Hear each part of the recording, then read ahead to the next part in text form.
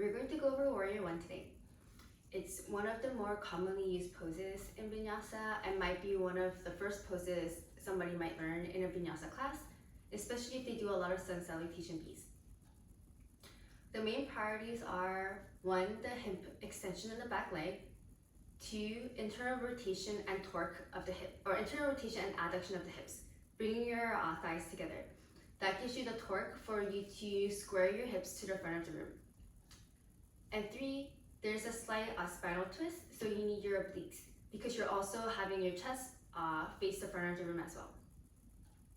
So we're gonna get started with some drills and poses to help you get into Warrior One or to get into a deeper Warrior One. Parallel your left shin to the top of the mat and parallel your right shin to the side. So you're sitting in a pinwheel and there's a right angle. Your foot is by your knee.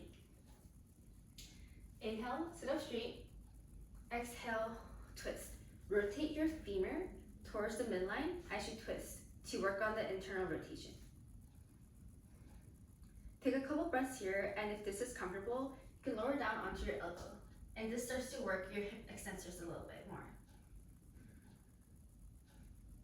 After a couple breaths here, if this is comfortable, then you can work on facing the back and breathe.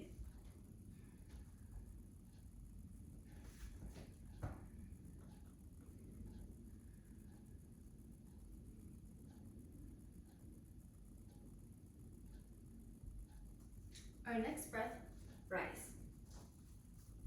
You want to do that on both sides. Parallel your right shin to the top, parallel your left shin towards the side. Your knees by your foot, so it's a right angle. Inhale, reach your crown of your head towards the ceiling, and as you exhale, twist. Rotate that femur towards the midline.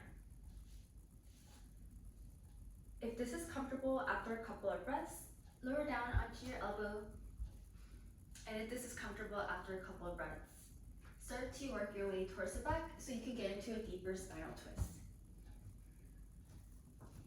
And work your hip extensors a little bit more.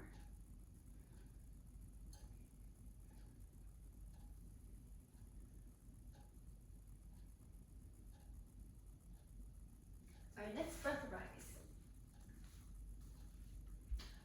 The second pose we're doing is asana, which happens to be my favorite pose in Vinyasa. Stack your right knee on top of your ankle. Your feet should be a hip width distance. Make sure to tuck your tailbone to extend your hip on your left side. If you don't do that, you're sort of missing one of the benefits of this pose. Your arms are up, biceps by your ears. Inhale, tuck your tailbone, lift your chest. Squeeze your glutes to help with stability and to protect your lower back. And make sure that your knee is not splaying outwards. You need to have your knees parallel or even in a slight internal rotation rather than external to protect your low back. For every inhale, so lengthen your spine, and for every exhale, get into a deeper back bend.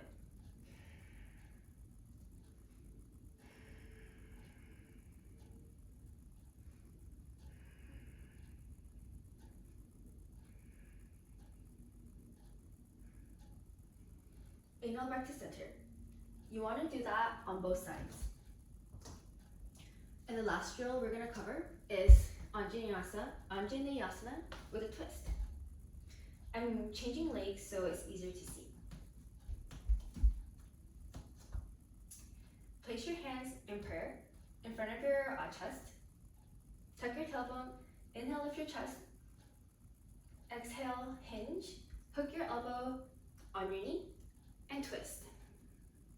Push into your knee as you push back into your elbow.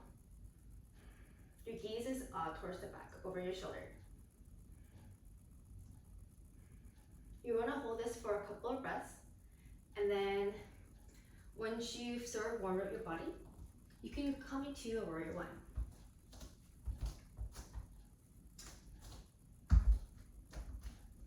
your heels are in one line, and your back foot is at about a 45-degree angle. Your knee is stacked, and technically you're trying to get your thigh parallel to the floor, but for most people that is unattainable, and it can be sort of dangerous because you could potentially injure your back knee.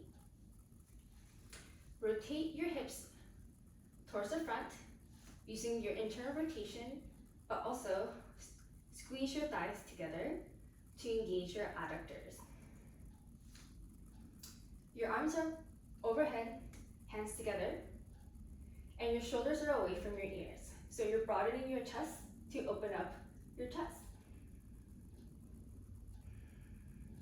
You're pushing back with the edge of your back foot, so there's a slight arch.